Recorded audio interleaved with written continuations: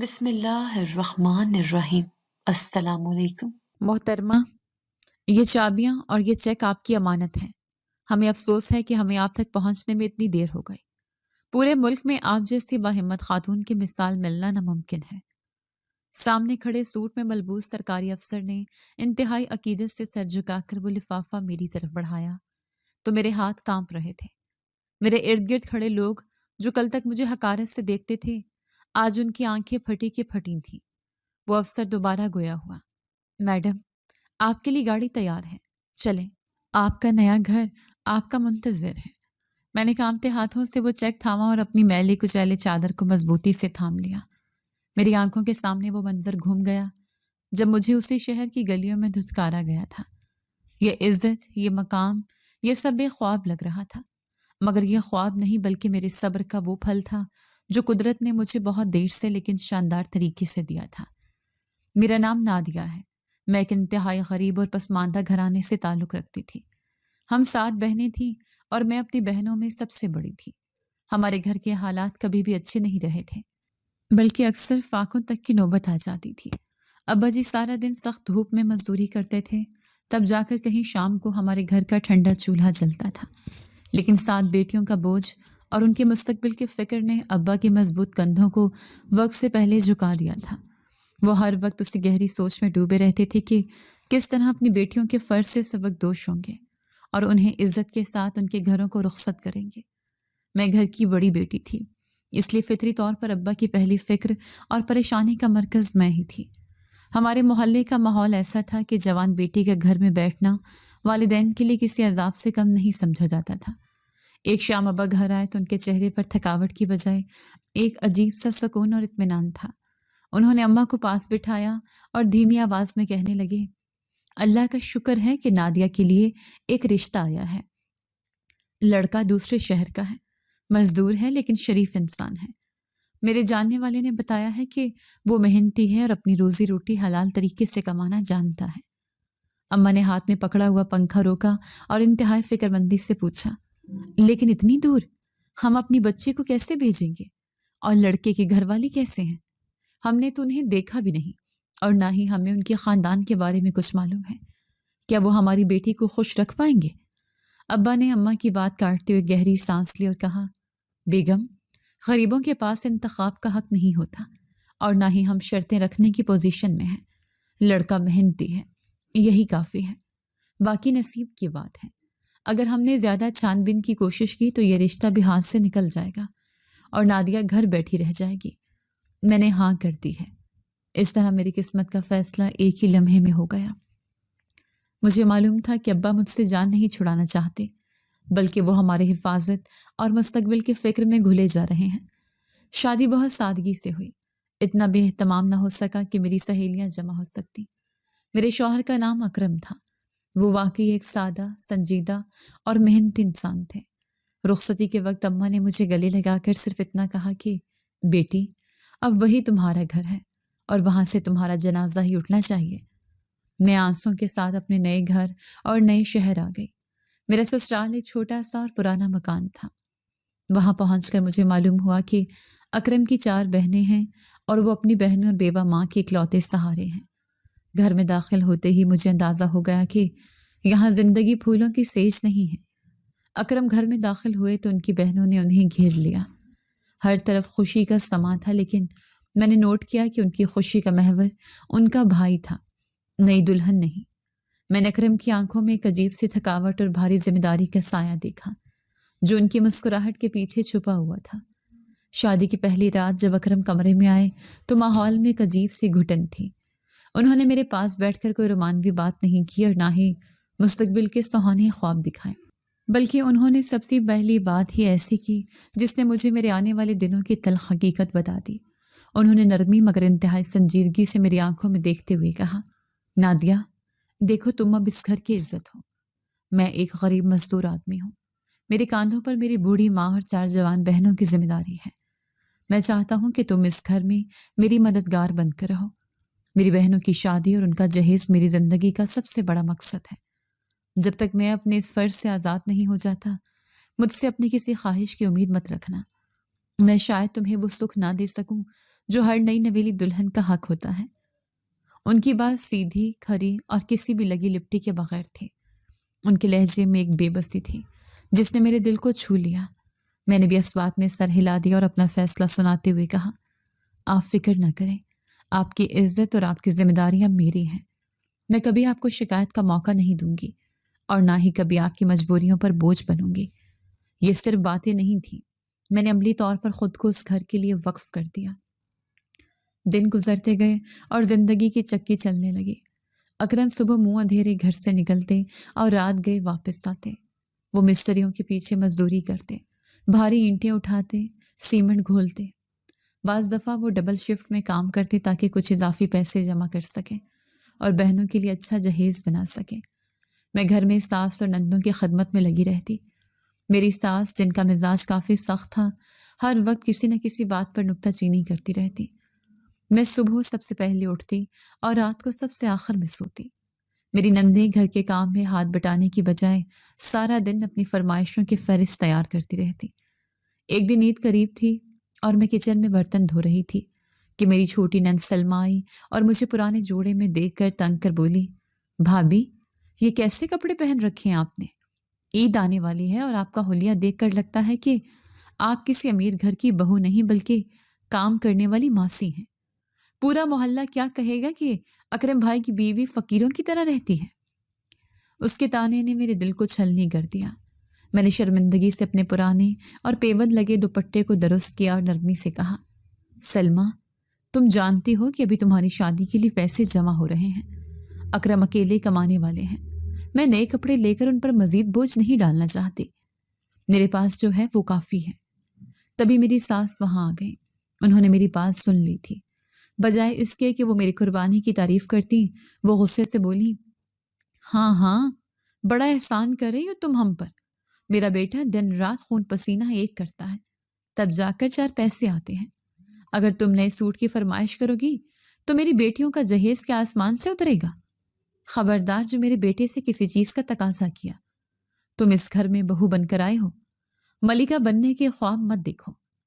میں نے خاموشی سے سر جھکا لیا اور اپنی آنکھوں میں آنے والے آنسوں کو چھپا لیا۔ مجھے دکھ اس بات کا نہیں تھا کہ مجھے نئے کپڑے نہیں مل رہے تھے، بلکہ دکھ اس بات کا تھا کہ میری قربانی کو کوئی سمجھنے والا نہیں تھا اور الٹا مجھے ہی تانے دیے جا رہے تھے۔ اکرم جب بھی مہینے کے آخر میں تنخواہ لا کر ماں کے ہاتھ پر رکھتے، ماں انہیں ڈھیروں دعائیں دیتی اور کہتی کہ میرا بیٹا شیر ہے، میرا بیٹا لاکھوں میں ایک ہے۔ لیکن وہ کبھی یہ نہیں دیکھتی کہ ان کا بیٹا سوکھ کر کانٹا ہو رہا ہے، اس کے ہاتھوں میں چھالے پڑ گئے ہیں اور ان کی بہو کی آنکھوں کے نیچے سیاہ حلقے پڑ چکے ہیں، جو ناکافی خوراک اور زیادہ کام کا نتیجہ ہے۔ اکثر راتوں کو اکرم درد سے کراہتے، لیکن ماں کو بتانے سے گریز کرتے کہ کہیں ماں پریشان نہ ہو جائے۔ وقت گزرتا گیا۔ ایک ایک کر کے اکرم نے اپنی 3 بہنوں کی شادیاں کی۔ ہر شادی پر وہ پانی کی طرح پیسہ بہاتے تاکہ ان کی بہنوں کو سسرال میں کوئی تانا نہ ملے۔ وہ اپنی حیثیت سے بڑھ کر جہیز دیتے۔ میں ہر بار اپنی چھوٹی چھوٹی خواہشات کا گلا گھونٹ دیتی۔ جب بھی میرا دل کسی اچھی چیز کے لیے مچلتا یا میں بازار میں کسی خوبصورت جوڑے کو دیکھتی، مجھے اکرم کا وہ جملہ یاد آ جاتا کہ بہنوں کی شادی میری ترجیح ہے۔ اب میرے 2 بچے بھی ہو چکے تھے، ایک بیٹا اور ایک بیٹی۔ اخراجات بڑھ گئے تھے، لیکن اکرم کی محنت میں کمی نہیں آئی تھی، بلکہ اضافہ ہو گیا تھا۔ وہ اب بھی ویسے ہی مشقت کر رہے تھے۔ چوتھی اور سب سے چھوٹی نند کی شادی کا وقت قریب آیا تو اکرم نے دن رات ایک کر دیا۔ وہ اب گھر پر بھی کم ہی نظر آتے، بس کام اور صرف کام۔ ایک رات اکرم گھر آئے تو وہ بری طرح ہانپ رہے تھے۔ ان کا رنگ پیلا پڑ چکا تھا اور ان کے کپڑے سیمنٹ اور مٹی سے اٹے ہوئے تھے۔ میں نے جلدی سے پانی کا گلاس ان کی طرف بڑھایا۔ انہوں نے کانپتے ہاتھوں سے پانی پیا اور دیوار سے ٹیک لگا کر وہیں فرش پر بیٹھ گئے۔ نادیہ، بس اب تھوڑی سی ہمت اور، چھوٹی کی شادی ہو جائے، پھر میں آزاد ہوں، پھر میں صرف تمہاری اور اپنے بچوں کے لیے جیوں گا۔ مجھے احساس ہے کہ میں نے تم پر بہت ظلم کیا ہے۔ ان کے لہجے میں جو تھکن اور امید تھی اس نے میرا دل پگھلا دیا۔ میں نے ان کے پاس بیٹھ کر ان کے گرد آلود پیر دباتے ہوئے کہا، اکرم، آپ اپنی صحت کا خیال رکھا کریں۔ آپ ہیں تو سب کچھ ہے۔ اگر آپ کو کچھ ہو گیا تو ہم کہاں جائیں گے؟ یہ پیسہ، یہ جہیز سب یہی رہ جائے گا، مگر آپ کی جان بہت قیمتی ہے۔ انہوں نے کمزور سی مسکراہٹ کے ساتھ میرے سر پر ہاتھ رکھا اور بولے، مجھے کچھ نہیں ہوتا، اللہ مجھے ہمت دے رہا ہے، بس یہ آخری ذمہ داری پوری ہو لینے دو، پھر میں تمہیں رانی بنا کر رکھوں گا۔ اور پھر وہ دن بھی آ گیا جب آخری نند کی ڈولی ہمارے گھر سے رخصت ہوئی۔ گھر خالی ہو گیا تھا، شور شرابہ ختم ہو چکا تھا۔ اب گھر میں صرف میں، اکرم، بچے اور میری بوڑھی ساس رہ گئے تھے۔ بڑی نند کو طلاق ہو چکی تھی، وہ کبھی کبھی ہمارے گھر چکر لگاتی تھی، لیکن فی الحال وہ اپنے سابقہ شوہر کے مسئلے میں الجھی ہوئی تھی۔ اس رات گھر میں عجیب سا سکون تھا، ایسا سکون جو سالوں بعد نصیب ہوا تھا۔ اکرم میرے پاس آئے اور انہوں نے میرے ہاتھ میں کچھ پیسے رکھے۔ میں چونک گئی۔ یہ کیا ہے؟ میں نے حیرت سے پوچھا۔ یہ تمہاری منہ دکھائی ہے جو میں تمہیں شادی کی پہلی رات نہیں دے سکا تھا۔ اکرم کی آواز بھر آ گئی تھی اور ان کی آنکھوں میں نمی تھی۔ نادیہ، تم نے میرے لیے بہت قربانیاں دی ہیں۔ میں نے اپنی بہنوں کے جہیز کے لیے تمہاری چھوٹی چھوٹی خواہشوں کو نظر انداز کیا۔ تم نے کبھی شکوہ نہیں کیا، کبھی زبان سے اف تک نہیں نکالی۔ میں شرمندہ ہوں کہ میں تمہیں وہ سکھ نہیں دے سکا جس کی تم حقدار تھی، لیکن اب وعدہ کرتا ہوں، اب سب کچھ تمہارے اور بچوں کے لیے ہوگا۔ اب میری کمائی پر صرف تمہارا حق ہے۔ میری آنکھوں میں آنسو آ گئے۔ یہ وہ لمحہ تھا جس کا میں نے سالوں انتظار کیا تھا۔ یہ پیسے میرے لیے لاکھوں کروڑوں سے زیادہ قیمتی تھے، کیونکہ یہ اس بات کا ثبوت تھے کہ میرے شوہر کو میرا احساس ہے۔ میں کل ہی بچوں کا داخلہ شہر کے اچھے اسکول میں کرواؤں گا۔ میں چاہتا ہوں کہ میرے بچے پڑھ لکھ کر افسر بنیں، مزدور نہیں۔ میں نہیں چاہتا کہ وہ دھکے کھائیں جو میں نے کھائے۔ اور تم کل بازار جانا اور اپنے لیے جو دل کرے خرید لینا۔ اب ہمیں کسی کو جواب نہیں دینا۔ اگلے چند مہینے ہماری زندگی کے خوبصورت ترین مہینے تھے۔ اکرم نے واقعی بچوں کو اچھے اسکول میں داخل کروا دیا۔ گھر میں خوشحالی آنے لگی۔ ہم نے پہلی بار پیٹ بھر کر اچھا کھانا کھایا۔ میری ساس اگرچہ اب بھی کبھی کبھار طعنے دیتی کہ میں ان کے بیٹے کی کمائی اڑا رہی ہوں اور بہو کو سر پر چڑھا لیا ہے، لیکن اکرم اب ان کی باتوں پر کان نہیں دھرتے تھے۔ وہ نرمی سے کہتے کہ ماں، میں نے اپنا فرض پورا کر دیا، میں نے اپنی ہڈیاں گلا کر تمہاری بیٹیوں کے گھر آباد کیے، اب مجھے اپنی بیوی بچوں کا حق ادا کرنے دیں، یہ بھی مجھ پر فرض ہے۔ ہم نے سکھ کا سانس لیا تھا۔ مجھے لگا کہ شاید اب زندگی ہمیں مسکرانے کا موقع دے گی۔ میں نے خواب بننا شروع کر دیے تھے کہ ہم اپنا چھوٹا سا گھر مزید پکا کریں گے، بچوں کو اعلیٰ تعلیم دلائیں گے اور اکرم بھی اب سکون کریں گے۔ لیکن مجھے کیا معلوم تھا کہ قسمت ہم پر مسکرا نہیں رہی تھی بلکہ ہم پر ہنس رہی تھی، اور ایک خوفناک طوفان ہمارے دروازے پر دستک دینے والا تھا۔ اس شام اکرم کام سے جلدی گھر آ گئے۔ وہ معمول سے ہٹ کر کچھ بجھے لگ رہے تھے۔ میں نے پوچھا تو کہنے لگے کہ کچھ نہیں، بس تھکاوٹ ہے اور جسم ٹوٹ رہا ہے۔ میں نے سوچا شاید کام کی زیادتی ہے، لیکن اگلے چند دنوں میں نے نوٹ کیا کہ وہ بار بار اپنے ہاتھوں کو رگڑتے رہتے تھے جیسے ان میں کوئی بے چینی ہو۔ ایک صبح جب وہ ناشتہ کر رہے تھے اور میں ان کے لیے چائے بنا کر لائی تو پیالی پکڑتے ہوئے ان کی گرفت کمزور محسوس ہوئی اور چائے کے چند قطرے میز پر گر گئے۔ میں نے ان کا ہاتھ صاف کرنے کے لیے پکڑا تو دیکھا کہ ان کے ہاتھ کی جلد ایک عجیب سا سفید اور بے رونق دھبا نمودار ہو رہا ہے۔ یہ کیا ہے اکرم؟ آپ کا ہاتھ جل گیا ہے کیا؟ یا کہیں چوٹ لگی ہے؟ میں نے فکر مندی سے پوچھا۔ انہوں نے بے پرواہی سے ہاتھ جھٹک دیا اور اپنی آستین نیچے کرتے ہوئے بولے، ارے کچھ نہیں، شاید سیمنٹ اور کیمیکل کی وجہ سے الرجی ہو گئی ہے۔ ہم مزدوروں کے ہاتھ ایسے ہی ہوتے ہیں، سخت اور کھردرے۔ تم خواہ وہم کرتی ہو، ٹھیک ہو جائے گا۔ لیکن وہ وہم نہیں تھا۔ چند ہی دنوں میں وہ سفید دھبا بڑھنے لگا، اس کا رنگ بدلنے لگا، پھر ویسا ہی ایک نشان ان کی گردن کے پاس ظاہر ہوا۔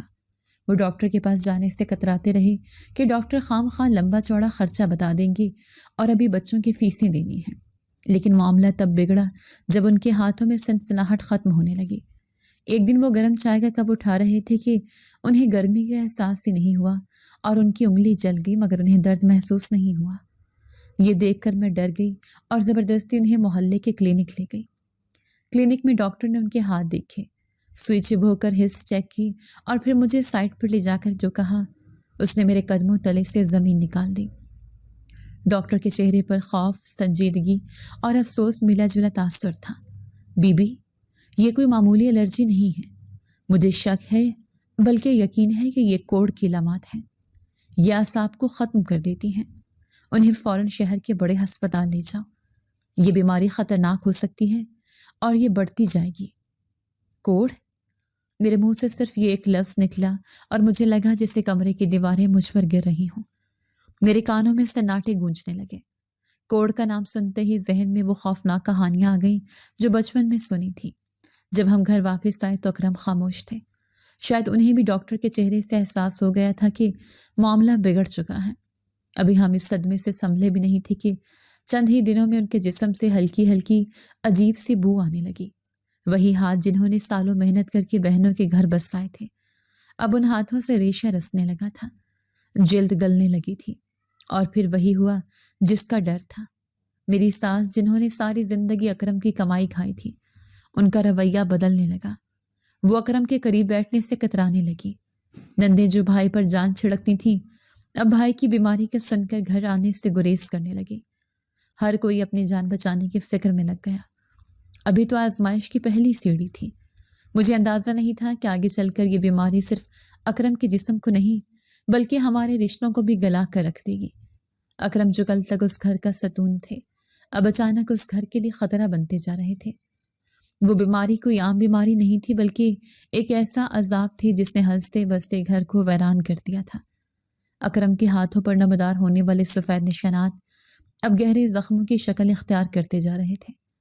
ڈاکٹروں نے جواب دے دیا تھا اور کہا تھا کہ یہ متعدی مرض ہے جو ساتھ رہنے والوں کو بھی لگ سکتا ہے۔ یہ سننا تھا کہ گھر کا نقشہ ہی بدل گیا۔ میں کچن میں اکرم کے لیے کھانا نکال رہی تھی کہ میری ساس تیز قدموں سے اندر آئیں اور میرے ہاتھ سے پلیٹ چھین لی۔ انہوں نے انتہائی کرخت لہجے میں کہا، خبردار جو گھر کے برتنوں میں اس مریض کو کھانا دیا، یہ اسٹیل کی پلیٹیں اور گلاس ہم سب کے لیے ہیں، اور اگر اس کو کھانا دینا ہے تو وہ ٹوٹی ہوئی پلاسٹک کی پلیٹ میں دو جو ہم نے الگ رکھی ہے۔ میرے دل پر جیسے کسی نے خنجر چلا دیا ہو۔ میں نے روحان سے ہو کر کہا، اماں وہ آپ کے بیٹے ہیں اور اس گھر کے کمانے والے ہیں۔ انہوں نے اپنی ساری جوانی آپ لوگوں کی خدمت میں لگا دی، آج آپ ان کے ساتھ اچھوتوں والا سلوک کر رہی ہیں۔ ساس نے حقارت سے منہ موڑا اور بولی، بیٹا تب تھا جب تندرست تھا، اب وہ صرف ایک بیماری کی جڑ ہے۔ اگر ہم نے اس کے جھوٹے برتن استعمال کیے تو ہمیں بھی یہ کوڑ لگ جائے گا۔ میری بیٹیاں اس گھر میں آتی جاتی ہیں، میں ان کی زندگی خطرے میں نہیں ڈال سکتی۔ میں نے خاموشی سے وہ پرانی پلاسٹک کی پلیٹ اٹھائی اور اس میں کھانا ڈال کر اکرم کے پاس کمرے میں گئی۔ اکرم اپنی چارپائی پر لیٹے چھت کو گھور رہے تھے۔ مجھے دیکھتے ہی وہ اٹھنے کی کوشش کرنے لگے مگر کمزوری اتنی تھی کہ دوبارہ گر پڑے۔ میں نے آگے بڑھ کر انہیں سہارا دیا۔ ان کی نظر میرے ہاتھ میں موجود الگ تھلگ پلیٹ پر پڑی تو ان کی آنکھوں میں کرب کی ایک لہر دوڑ گئی۔ اکرم نے کانپتی ہوئی آواز میں کہا، نادیہ مجھے معلوم ہے کہ ماں نے میرے برتن الگ کر دیے ہیں، تم مت چھپاؤ۔ مجھے دکھ اس بات کا نہیں کہ مجھے الگ کر دیا گیا ہے، دکھ اس بات کا ہے کہ میں اب تم لوگوں کے لیے بوجھ بن گیا ہوں۔ میں نے نوالہ بنا کر ان کے منہ میں ڈالا اور مضبوط لہجے میں کہا، آپ بوجھ نہیں ہیں اکرم، یہ وقت ہے گزر جائے گا، میں ہوں نا آپ کے ساتھ، آپ فکر کیوں کرتے ہیں؟ ابھی ہمارے حالات سنبھلے نہیں تھے کہ مصیبتیں چاروں طرف سے امٹ آئیں۔ میری بڑی نند جنہیں طلاق ہو چکی تھی وہ اپنا سامان اٹھا کر مستقل رہنے کے لیے ہمارے گھر آ گئی۔ ابھی ان کے آنے کو 2 دن ہی ہوئے تھے کہ چھوٹی نند بھی اپنے شوہر سمیت ہمارے گھر آ دھمکی۔ اس کا شوہر کوئی کام نہیں کرتا تھا اور وہ مفت کی روٹیاں توڑنے کے لیے یہاں آ گیا تھا۔ گھر چھوٹا تھا اور افراد زیادہ۔ اکرم کی بیماری کی وجہ سے بدبو کمرے سے باہر آنے لگی تھی۔ چھوٹی نند نے آتے ہی ناک پر رومال رکھ لیا اور بلند آواز میں بولی، اف خدایا، اماں اس گھر میں تو سانس لینا بھی محال ہے، بھائی کے کمرے سے کتنی گھناؤنی بدبو آتی ہے، میرا تو دم گھٹ رہا ہے، ان کا کوئی بندوبست کریں ورنہ میں اور میرے شوہر یہاں ایک پل نہیں رہیں گے۔ اکرم نے کمرے کے اندر یہ الفاظ سنے تو انہوں نے اپنا چہرہ دونوں ہاتھوں میں چھپا لیا۔ میں جانتی تھی کہ وہ اندر ہی اندر رو رہے ہیں۔ وہ شخص جس نے ان بہنوں کے جہیز کے لیے اپنی خواہشات کا گلا گھونٹا تھا، آج وہی بہنیں اس کی بیماری کی بو برداشت کرنے کو تیار نہیں تھیں۔ رات کے کھانے پر دسترخوان لگا تو ساس نے بلند آواز میں اعلان کیا، آج سے اکرم کی چرپائی صحن کے کونے میں بچھے گی۔ کمرے کی ضرورت اب میری بیٹی اور داماد کو ہے، ویسے بھی اکرم کے جراثیم بند کمرے میں زیادہ پھیلتے ہیں۔ میں تڑپ اٹھی اور احتجاج کرتے ہوئے بولی، اماں باہر سردی ہے، وہ بیمار ہیں، کھلی ہوا میں ان کی طبیعت مزید بگڑ جائے گی، خدا کے لیے ایسا ظلم نہ کریں۔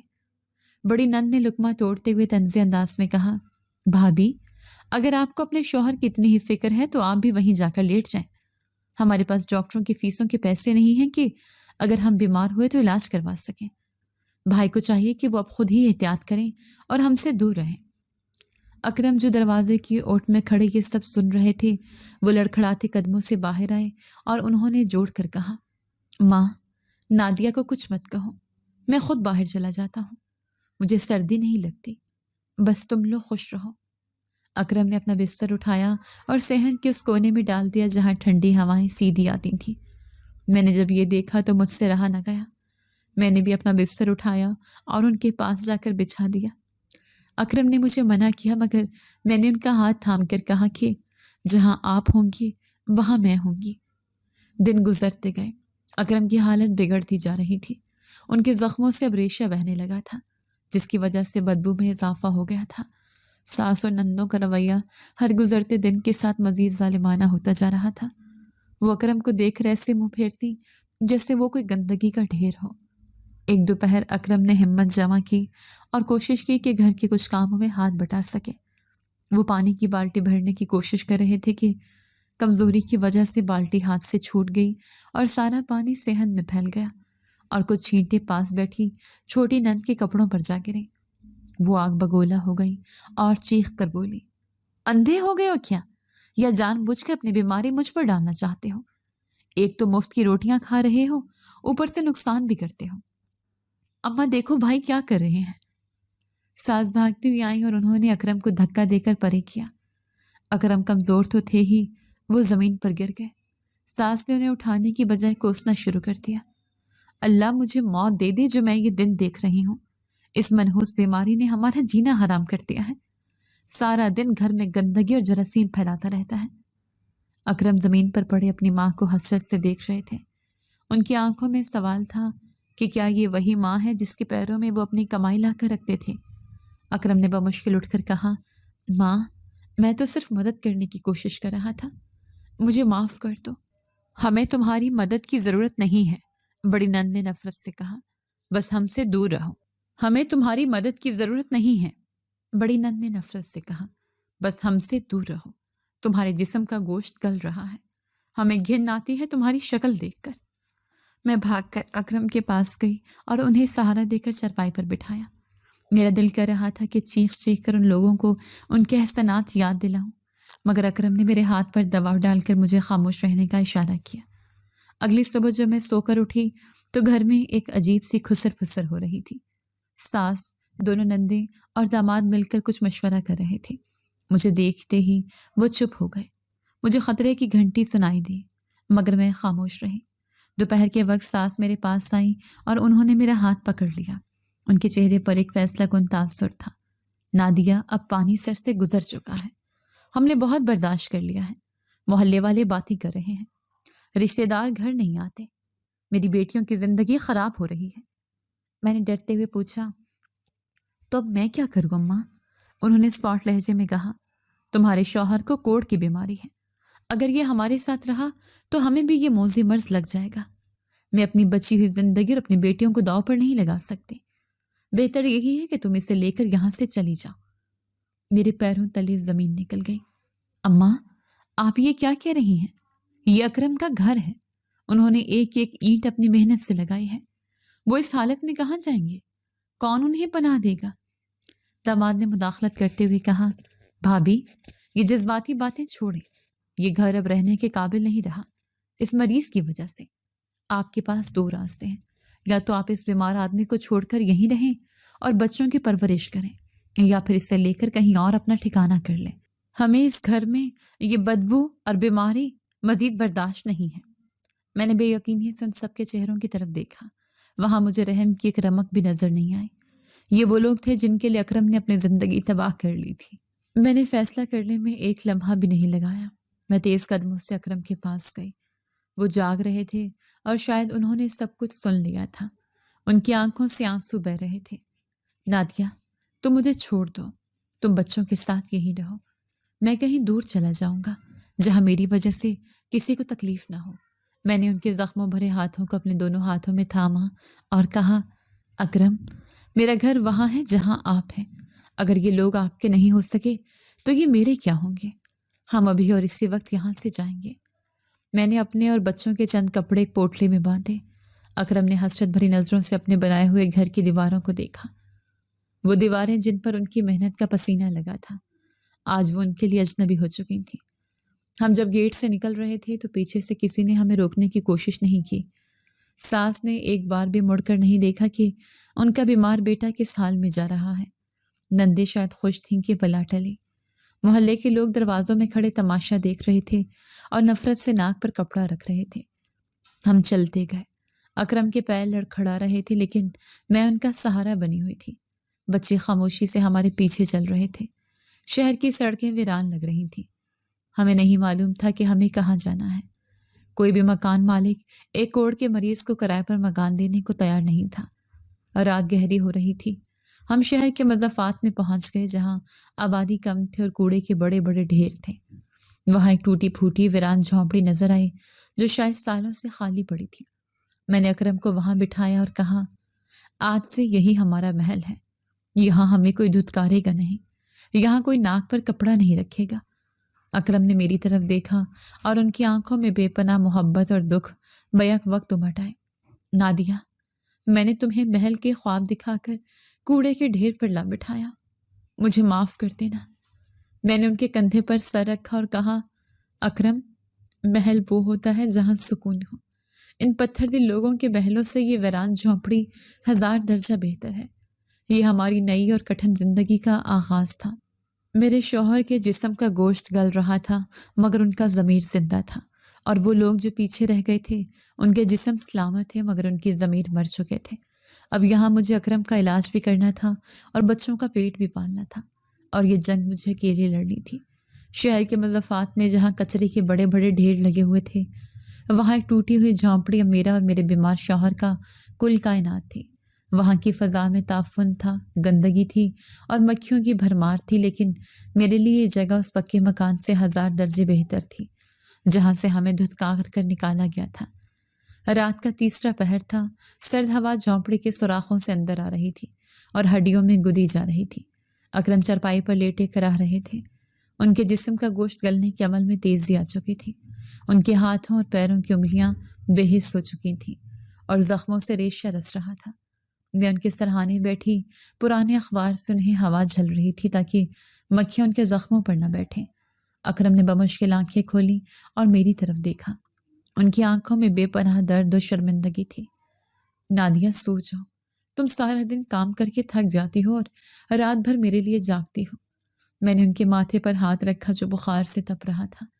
میں نے مسکرا کر کہا، مجھے نیند نہیں آ رہی اکرم، آپ کی تکلیف مجھے سونے نہیں دیتی، آپ آرام کرنے کی کوشش کریں۔ اکرم کی آنکھوں سے آنسو بہہ کر ان کے کانوں کی طرف لڑک گئے۔ انہوں نے بھرائی ہوئی آواز میں کہا، کیسی عجیب بات ہے نادیہ، جب میں تندرست تھا، کماتا تھا، تب سب میرے اپنے تھے، ماں صدقے واری جاتی تھی، بہنیں بھائی بھائی کرتے نہیں تھکتی تھی۔ آج جب مجھے اپنوں کی سب سے زیادہ ضرورت ہے تو وہ مجھے اس کچرے کے ڈھیر پر پھینک گئے ہیں۔ میں نے ان کے منہ پر ہاتھ رکھ دیا۔ ماضی کو یاد کرنے سے صرف تکلیف ہوتی ہے، جو ہونا تھا وہ ہو گیا۔ اب ہم ہیں اور ہمارا یہ چھوٹا سا گھر ہے۔ صبح ہوئی تو زندگی کی جدوجہد پھر سے شروع ہو گئی۔ بچوں کو بھوک لگی تھی اور جھونپڑی میں کھانے کو کچھ نہیں تھا۔ میں نے بچوں کو اکرم کے پاس بٹھایا اور خود روزگار کی تلاش میں نکل کھڑی ہوئی۔ قریبی آبادیوں میں جا کر میں نے گھروں کے دروازے کھٹکھٹانا شروع کیے۔ میں جانتی تھی کہ یہ آسان نہیں ہوگا، کیونکہ میری شناخت اب صرف ایک مزدور کی بیوی نہیں بلکہ ایک کوڑھی کی بیوی بن چکی تھی۔ میں نے ایک بڑے گیٹ پر دستک دی۔ اندر سے ایک ملازمہ نکلی۔ میں نے عاجزی سے کہا، باجی، مجھے کام کی ضرورت ہے، برتن دھو دوں گی، صفائی کر دوں گی، بس بچوں کے لیے روٹی مل جائے۔ ملازمہ نے بھی جواب بھی نہیں دیا تھا کہ اندر سے گھر کی مالکن کی آواز آئی، کون ہے باہر؟ ملازمہ نے پلٹ کر کہا، بیگم صاحبہ، یہ وہی عورت ہے جو اس ویرانے میں جھونپڑی ڈال کر بیٹھی ہے، سنا ہے اس کا شوہر کوڑ کا مریض ہے۔ یہ سنتے ہی بیگم صاحبہ تیزی سے باہر آئیں اور نفرت سے مجھے دیکھا۔ ارے جاؤ جاؤ یہاں سے، تم لوگوں کی بیماری کی ہوا بھی لگ جائے تو انسان بیمار ہو جاتا ہے۔ خبردار جو دوبارہ اس گلی کا رخ کیا۔ ہم اپنے بچوں کو خطرے میں نہیں ڈال سکتے۔ انہوں نے زور سے دروازہ میرے منہ پر بند کر دیا۔ میری آنکھوں میں آنسو آ گئے، لیکن میں نے ہمت نہیں ہاری۔ میں جانتی تھی کہ اگر میں خالی ہاتھ واپس گئی تو میرے بچے اور بیمار شوہر بھوکے رہیں گے۔ میں سارا دن گلیوں میں پھرتی رہی۔ کچھ لوگ ایسے بھی ملے جنہوں نے ترس کھا کر مجھے کچھ پیسے دے دیے، لیکن کام دینے کو کوئی تیار نہیں تھا۔ ایک جگہ تعمیراتی کام ہو رہا تھا۔ وہاں موجود ایک ٹھیکیدار نے میری حالت دیکھ کر مجھے اینٹیں ڈھونے کا کام دے دیا۔ یہ کام میرے بس کا نہیں تھا، لیکن میں نے اپنے دوپٹے کو کمر سے باندھا اور اینٹیں اٹھانا شروع کر دی۔ میرے ہاتھ چھل رہے تھے، کمر میں درد ہو رہا تھا، لیکن مجھے اکرم کا وہ چہرہ یاد آ رہا تھا جو دوا اور غذا کا منتظر تھا۔ شام تک کام کر کے جو مجھے چند سو روپے ملے وہ میرے لیے لاکھوں کی دولت ہے۔ میں نے ان پیسوں سے کچھ راشن خریدا، اکرم کے لیے کچھ درد کش گولیاں لیں اور واپس جھونپڑی کی طرف چل پڑی۔ جب میں واپس پہنچی تو اکرم شدید تکلیف میں تھے۔ ان کے زخموں سے خون اور پیپ بہہ رہا تھا، جس کی وجہ سے جھونپڑی میں شدید بدبو پھیلی ہوئی تھی۔ میں نے آتے ہی بچوں کو کھانا دیا اور پھر اکرم کی طرف متوجہ ہوئی۔ میں نے پانی گرم کیا اور اپنا دوپٹہ پھاڑ کر اس کے ٹکڑے کیے۔ اکرم نے مجھے ایسا کرتے دیکھا تو تڑپ کر بولے، نادیہ، یہ کیا کر رہی ہو؟ یہ کپڑا گندا ہو جائے گا۔ میرے زخموں سے بدبو آ رہی ہے۔ تم کیسے یہ سب برداشت کرتی ہو؟ مجھے اپنے آپ سے گھن آتی ہے۔ میں نے ان کے زخموں کو صاف کرتے ہوئے مضبوط لہجے میں کہا، اکرم، دنیا کے لیے یہ بدبو ہوگی، میرے لیے یہ میرے شوہر کی تکلیف ہے۔ میرے دل میں کوئی بدبو نہیں ہے۔ یہ زخم آپ کے جسم پر ہے، میری روح پر نہیں۔ آپ خاموش رہیں اور مجھے پٹی کرنے دیں۔ میں رات کے اس پہر دھیمی روشنی میں ان کے گلے سڑے اعضاء کو صاف کرتی رہی۔ میرے چہرے پر ناگواری کا ایک تاثر بھی نہیں تھا۔ یہ وہی ہاتھ تھے جنہوں نے سالوں محنت کر کے دوسروں کے گھر بسائے تھے۔ آج ان ہاتھوں کو دوسروں کی مدد کی ضرورت تھی، اور وہ مددگار صرف میں تھی۔ اچانک اکرم نے میرا ہاتھ پکڑ لیا۔ ان کی گرفت بہت کمزور تھی، لیکن اس میں جذبات کا طوفان تھا۔ وہ پھوٹ پھوٹ کر رونے لگے۔ نادیہ، مجھے معاف کر دو، خدا کے لیے مجھے معاف کر دو۔ میں گھبرا گئی۔ کیا ہوا اکرم؟ آپ کیوں معافی مانگ رہے ہیں؟ اکرم نے ہچکیوں کے درمیان کہا، میں نے تمہارے تمام حقوق مارے، میں نے تمہارا کوئی حق آج تک پورا نہیں کیا۔ میں کتنا بڑا مجرم ہوں۔ میں ساری زندگی ماں اور بہنوں کا فرما بردار بنا رہا، جو کمایا ان کے قدموں میں ڈھیر کر دیا، ان کی ایک ایک خواہش پوری کی۔ میں نے تمہاری خواہشوں کو ہمیشہ رد کر دیا، تمہیں ہمیشہ دوسری ترجیح سمجھا۔ میں سمجھتا تھا کہ یہ میرا خون ہے، وہ میرے سگے ہیں اور تم باہر کی ہو، لیکن آج جب مجھ پر برا وقت آیا تو وہی خون سفید ہو گیا، اور تم، جسے میں نے کبھی اہمیت نہیں دی، آج میرے زخم دھو رہی ہو۔ ان کا لہجہ اتنا دردناک تھا کہ میرا دل دہل گیا۔ وہ مسلسل رو رہے تھے۔ میں نے ان کے جہیز کے لیے تمہارے اچھے کپڑوں کی قربانی دی، میں نے ان کی خوشیوں کے لیے تمہاری خوشیاں مار دی، اور بدلے میں انہوں نے مجھے کیا دیا؟ یہ کچرے کا ڈھیر، یہ تنہائی، یہ ذلت۔ مجھے افسوس ہے نادیہ، مجھے بہت افسوس ہے۔ کاش میں نے تمہارے لیے کچھ کیا ہوتا، کاش میں نے اپنی کمائی کا کچھ حصہ اس دن کے لیے بچا لیا ہوتا تو آج تم دربدر نہ ہوتی۔ میں نے ان کا سر اپنے سینے سے لگا لیا، میرے اپنے آنسو بھی بہہ رہے تھے۔ اکرم، آپ نے جو کیا وہ آپ کا فرض تھا، جو آپ نے اللہ کی رضا کے لیے کیا۔ انہوں نے جو کیا وہ ان کا ظرف تھا۔ آپ کو پچھتانے کی ضرورت نہیں ہے۔ میں آپ کی بیوی ہوں، میرا سب کچھ آپ سے ہے۔ آپ نے مجھے کبھی بوجھ نہیں سمجھا، میرے لیے یہی کافی ہے۔ اکرم نے نفی میں سر ہلایا۔ نہیں نادیہ، میں اندھا تھا، میں رشتوں کے سراب میں کھویا رہا۔ مجھے احساس ہو رہا ہے کہ جن لوگوں کے لیے میں نے اپنی جوانی گلا دی وہ دراصل میری نہیں بلکہ میری کمائی کے سگے تھے۔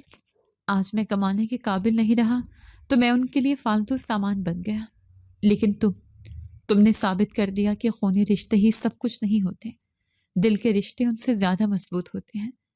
اللہ گواہ ہے نادیہ، اگر مجھے زندگی ملی تو میں تمہارے پیر دھو کر پیوں گا۔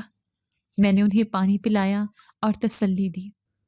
اللہ بڑا بادشاہ ہے اکرم، وہ سب دیکھ رہا ہے، وہ انصاف کرنے والا ہے۔ آپ کا دل صاف ہے، اللہ آپ کو ضائع نہیں کرے گا۔ آپ فکر نہ کریں، میں ہمیشہ آپ کے ساتھ ہوں، میں آپ کو کبھی تنہا نہیں چھوڑوں گی۔ اکرم میری طرف محبت اور حسرت سے دیکھتے رہے اور پھر دھیرے سے بولے، تو نے مجھے کبھی بوجھ نہیں سمجھا نادیہ، تو نے میری بیماری کو اپنا لیا۔ اللہ گواہ ہے، میرے مرنے کے بعد بھی وہ ذات تجھے تنہا نہیں چھوڑے گی۔ میری بد دعائیں نہیں ہیں میرے گھر والوں کے لیے، لیکن میری آہیں عرش تک ضرور جائیں گی۔ دن گزرتے گئے، اکرم کی حالت سنبھلنے کی بجائے بگڑتی جا رہی تھی۔ ان کا بخار اب نہیں اترتا تھا، کھانسی کے ساتھ خون آنے لگا تھا۔ ہم جس غربت اور قسم پرسی میں رہ رہے تھے وہاں علاج ممکن نہیں تھا۔ میں حکیمی دوائیں اور ٹوٹکے استعمال کرتی رہی، لیکن یہ بیماری بہت ظالم تھی۔ اکرم کا جسم ہڈیوں کا ڈھانچہ بن چکا تھا۔ وہ اکثر نیم غنودگی میں رہتے، کبھی کبھی وہ اپنی ماں کو پکارتے، کبھی بہنوں کا نام لیتے۔ یہ دیکھ کر میرا کلیجہ پھٹ جاتا کہ جن لوگوں نے انہیں مرنے کے لیے چھوڑ دیا وہ مرتے وقت بھی انہی کو یاد کر رہے تھے۔ یہ خون کی کشش تھی یا ان کی سادگی؟ میں فیصلہ نہیں کر پا رہی تھی۔ ایک شام بارش ہو رہی تھی، ہماری جھونپڑی کی چھت ٹپک رہی تھی۔ میں نے ٹین کا ایک ٹوٹا ہوا ٹکڑا اکرم کی چارپائی کے اوپر لگا دیا تاکہ ان پر پانی نہ گرے۔ بچے کونے میں سمٹے بیٹھے تھے۔ اکرم نے کانپتی ہوئی آواز میں مجھے پکارا، نادیہ میرے پاس بیٹھو۔ میں ان کے پاس بیٹھ گئی۔ ان کا ہاتھ برف کی طرح ٹھنڈا ہو رہا تھا۔ مجھے لگتا ہے کہ میرا وقت قریب ہے نادیہ، خدا کے لیے ایسی باتیں نہ کریں۔ میں تڑپ اٹھی۔ حقیقت یہی ہے۔ اکرم کی سانس اکھڑ رہی تھی۔ میں تم سے بس ایک وعدہ لینا چاہتا ہوں۔ میرے جانے کے بعد تم ہمت نہیں ہارنا، ان بچوں کو وہ بنانا جو میں نہیں بنا سکا۔ اور ہاں، میرے گھر والوں سے نفرت مت کرنا، انہیں اللہ پر چھوڑ دینا۔ میں ان کا ہاتھ تھامے زاروں قطار رو رہی تھی۔ باہر بارش کا شور تھا اور اندر میری سسکیاں تھیں۔ پوری دنیا سو رہی تھی، لیکن اس ویران جھونپڑی میں زندگی اور موت کی جنگ لڑ رہی تھی۔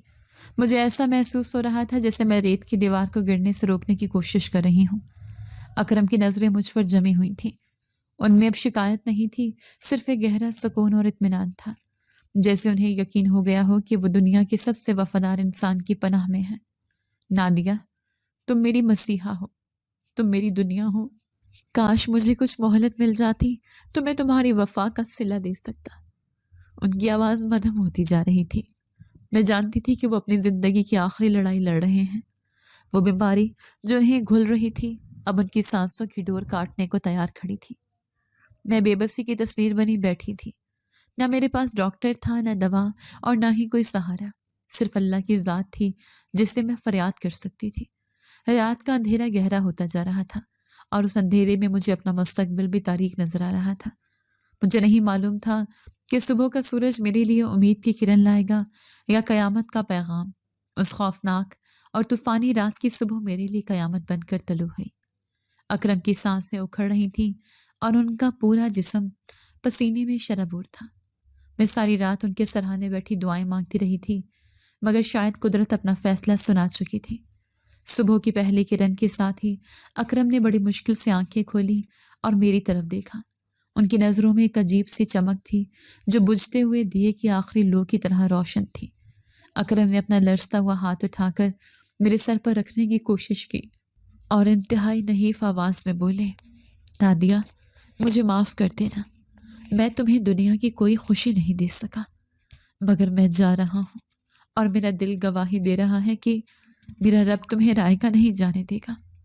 تم نے ایک ایسے شخص کا ساتھ نبھایا جس سے اس کے اپنے خون میں گھن کھاتے تھے۔ میں نے روتے ان کا ہاتھ تھام لیا اور تڑپ کر کہا، اکرم خدا کے لیے ہمت نہ ہارے، آپ مجھے چھوڑ کر نہیں جا سکتے۔ ان بچوں کا کیا ہوگا؟ میرا کیا ہوگا؟ اکرم کے ہونٹوں پر ایک تھکی ہوئی مسکراہٹ ابھری اور انہوں نے رک رک کر کہا، میرا اللہ ہے نا نادیہ، وہ بہترین کارساز ہے۔ میری خدمت کا صلہ اللہ تمہیں دے گا۔ میں نے جو بویا تھا وہ میں نے کاٹ لیا، تم نے جو بویا ہے اس کا پھل تمہیں ضرور ملے گا۔ بس میرے بعد میرے گھر والوں کو بد دعا مت دینا، انہیں ان کی حال پر چھوڑ دینا۔ اور پھر ایک لمبے ہچکی کے ساتھ اکرم کی گردن ایک جانب ڈھلک گئی۔ جھونپڑی میں ایک دہشت ناک سناٹا چھا گیا۔ میں نے چیخنے کی کوشش کی مگر آواز میرے حلق میں ہی گھٹ کر رہ گئی۔ میرے بچے جو کونے میں سو رہے تھے میری سسکیاں سن کر جاگ گئے اور باپ کے ٹھنڈے جسم سے لپٹ کر رونے لگے۔ اب سب سے بڑا مرحلہ تجہیز و تکفین کا تھا۔ میں نے محلے کے چند لوگوں کو اطلاع دی، مگر جیسا کہ مجھے توقع تھی اکرم کی بیماری کا سن کر اکثر لوگ کترا گئے۔ کوئی بھی جنازے کو کندھا دینے کے لیے تیار نہیں تھا۔ وہی لوگ جو اکرم کی صحت کے دنوں میں اس کے آگے پیچھے پھرتے تھے آج غائب تھے۔ میں نے اپنے سسرال میں کسی کو اطلاع نہیں دی کیونکہ وہ لوگ اکرم کو جیتے جی مار چکے تھے۔ اب ان کی لاش پر آ کر مگرمچھ کے آنسو بہانے کا کوئی فائدہ نہیں تھا۔ بڑی مشکل سے محلے کے 2 رحم دل مزدوروں نے میری مدد کی۔ انہوں نے چندہ جمع کر کے کفن کا انتظام کیا اور قریبی قبرستان میں اکرم کو سپرد خاک کر دیا۔ جنابے میں صرف وہ 2 مزدور اور قبرستان کا گورکن شامل تھا۔ میرے شوہر کی رخصتی اتنی ویرانی میں ہوئی کہ آسمان بھی رو پڑا۔ اکرم کے جانے کے بعد زندگی اور بھی مشکل ہو گئی۔ جھونپڑی میں کھانے کو ایک دانہ نہیں تھا۔ میں سارا دن بچوں کو تسلی دیتی اور رات کو خود بھوکے پیٹ سو جاتی۔ لوگوں کے رویے مزید سخت ہو گئے تھے۔ اب میں ایک بیوہ تھی اور وہ بھی ایک کوڑھی کی بیوہ۔ مجھے کام ملنا بالکل بند ہو گیا تھا۔ ایک دوپہر میں بچوں کو سوکھی روٹی کے ٹکڑے پانی میں بھگو کر کھلا رہی تھی کہ اچانک باہر گاڑی رکنے کی آواز آئی۔ یہ کوئی عام گاڑی نہیں تھی کیونکہ اس ویرانے میں گاڑیوں کا آنا جانا نہیں ہوتا تھا۔ میرا دل زور سے دھڑکا۔ میں ڈرتے ڈرتے باہر نکلی۔ سامنے ایک شاندار سرکاری گاڑی کھڑی تھی جس پر قومی پرچم کا نشان بنا ہوا تھا۔ گاڑی سے ایک پینٹ کوٹ میں ملبوس باوقار شخص اترا اور اس کے پیچھے 2 پولیس والے بھی تھے۔ محلے کے لوگ اپنے اپنے گھروں سے نکل کر حیرت سے یہ منظر دیکھ رہے تھے۔ وہ افسر سیدھا میری جھونپڑی کی طرف آیا۔ اس نے ادب سے پوچھا، کیا یہ مرحوم اکرم صاحب کا گھر ہے اور آپ ان کی اہلیہ محترمہ نادیہ صاحبہ ہیں؟ میں نے خوفزدہ ہو کر اس بات میں سر ہلایا اور لرزتی ہوئی آواز میں کہا، جی صاحب، مگر ہمارا قصور کیا ہے؟ ہم نے تو کوئی جرم نہیں کیا۔ افسر نے مسکرا کر سر جھکایا اور انتہائی نرم لہجے میں کہا، بہن، آپ نے کوئی جرم نہیں کیا بلکہ آپ نے تو انسانیت کی وہ مثال قائم کی ہے جو آج کل ناپید ہے۔ ہم محکمہ صحت اور سماجی بہبود کی طرف سے آئے ہیں۔ دراصل ایک بین الاقوامی سروے ہو رہا تھا جس میں ہم ان خاندانوں کو تلاش کر رہے تھے جنہوں نے کوڑھ جزام کے مریضوں کی خدمت کی اور انہیں تنہا نہیں چھوڑا۔ میں حیرت سے ان کا منہ تکنے لگی۔ افسر نے بات جاری رکھتے ہوئے کہا، ہمارے ریکارڈ کے مطابق آپ کے شوہر کا نام رجسٹرڈ مریضوں میں تھا اور ہمیں تفتیش سے معلوم ہوا کہ ان کے اپنے گھر والوں نے انہیں نکال دیا تھا، مگر آپ نے آخری دم تک ان کی خدمت کی۔ حکومت نے فیصلہ کیا ہے کہ ایسی بہادر خواتین کی سرپرستی کی جائے گی۔ یہ کہہ کر انہوں نے ایک فائل کھولی اور اس میں سے ایک لفافہ اور ایک کاغذ نکال کر میری طرف بڑھایا۔ محترمہ، یہ 10 لاکھ روپے کا امدادی چیک ہے حکومت کی طرف سے، اور یہ لیٹر آپ کی ملازمت کا پروانہ ہے۔ شہر کے بڑے سرکاری ہسپتال میں کوڑھ کے وارڈ میں خواتین اٹینڈنٹ کی ضرورت ہے اور حکومت سمجھتی ہے کہ آپ سے بہتر یہ کام کوئی نہیں کر سکتا کیونکہ آپ کے پاس تجربہ بھی ہے اور درد دل بھی۔ میرے ہاتھ کانپنے لگے اور آنکھوں سے آنسوں کا سیلاب امڑ آیا۔ مجھے اکرم کے وہ آخری الفاظ یاد آ گئے کہ تم نے جو بویا ہے اس کا پھل تمہیں ضرور ملے گا۔ افسر نے مزید کہا، اور ہاں، ہسپتال کے ساتھ ہی آپ کو ایک سرکاری کوارٹر بھی الاٹ کیا گیا ہے جہاں آپ اور آپ کے بچے عزت سے رہ سکیں گے۔ آپ کے بچوں کی تمام تعلیم کا خرچہ حکومت اٹھائے گی۔ آپ ابھی ہمارے ساتھ چلیں، گاڑی آپ کو لینے آئی ہے۔ یہ سب کچھ کسی خواب جیسا تھا۔ وہ لوگ جو کل تک مجھے حقارت سے دیکھتے تھے اب ان کی آنکھوں میں رشک اور عزت تھی۔ میں نے آسمان کی طرف دیکھا اور دل ہی دل میں رب کا شکر ادا کیا۔ یہ میرے صبر اور اکرم کی دعاؤں کا نتیجہ تھا۔ میں نے جلدی سے اپنا سامان سمیٹا، بچوں کو تیار کیا اور شان سے سرکاری گاڑی میں بیٹھ گئی۔ جب گاڑی دھول اڑاتی ہوئی اس کچرے کے ڈھیر سے نکلی تو مجھے لگا جیسے میں جہنم سے نکل کر جنت کی طرف جا رہی ہوں۔ سرکاری کوارٹر بہت صاف ستھرا اور ہوادار تھا۔ زندگی ایک دم بدل گئی۔ مجھے ہسپتال میں ملازمت مل گئی جہاں میں پوری ایمانداری سے مریضوں کی خدمت کرتی تھی۔ میرے بچے اچھے اسکول میں جانے لگے۔ اب ہمیں روٹی کے لالے نہیں تھے بلکہ اللہ نے رزق کے دروازے کھول دیے تھے۔ کچھ عرصے بعد ایک دن میں ہسپتال سے واپس آ رہی تھی کہ مجھے اپنے پرانے محلے کی ایک خاتون ملی۔ اس نے مجھے پہچان لیا اور حیرت سے میری بدلی ہوئی حالت دیکھنے لگی۔ باتوں باتوں میں اس نے مجھے میرے سسرال کا حال بتایا جسے سن کر میں دنگ رہ گئی۔ اس نے بتایا، نادیہ، اللہ کی لاٹھی بے آواز ہے، تم نے سنا نہیں؟ تمہاری ساس کا ایک بہت برا ایکسیڈنٹ ہوا ہے۔ وہ چھت سے گر گئی تھیں اور ان کی ریڑھ کی ہڈی ٹوٹ گئی ہے۔ اب وہ مستقل ویل چیئر پر ہیں اور محتاج ہو گئی ہیں۔ میں نے افسوس سے کہا، اللہ رحم کرے، ان کی بیٹیاں تو ہوں گی ان کی خدمت کے لیے۔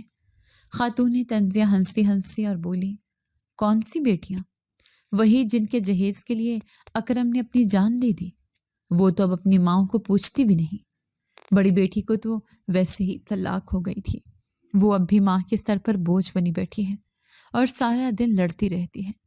چھوٹی بیٹیاں اپنے اپنے گھروں میں مگن ہیں اور کہتی ہیں کہ ہمارے پاس بیمار ماں کو سنبھالنے کا وقت نہیں ہے۔ اب وہ بڑھیا اکیلی پڑی روتی رہتی ہے اور محلے والوں کو کہتی ہے کہ مجھے میرے بیٹے اکرم اور بہو نادیہ کی بد دعا لگ گئی ہے۔ یہ سن کر میرے دل میں کوئی خوشی نہیں ہوئی، بلکہ ایک عجیب سا دکھ ہوا۔ قدرت نے کیسے انصاف کیا تھا۔ وہ عورت جو اپنے بیٹے کی بیماری سے گھن کھاتی تھی اور اسے بوجھ سمجھتی تھی، آج خود اسے بیماری اور محتاجی کا شکار ہو کر بوجھ بن چکی تھی اور کوئی اسے پانی پلانے والا بھی نہیں تھا۔ میں نے اس خاتون سے کہا، باجی، میں کسی کی بدخواہی نہیں چاہتی، یہ اللہ کے کام ہے۔ میں نے اپنا معاملہ اللہ پر چھوڑ دیا تھا اور اس نے میرا ساتھ دیا۔ وقت کا پہیہ گھومتا رہا، میرے بچے جوان ہو کر اعلیٰ عہدوں پر پہنچ گئے، معاشرے میں ہماری عزت بحال ہو گئی۔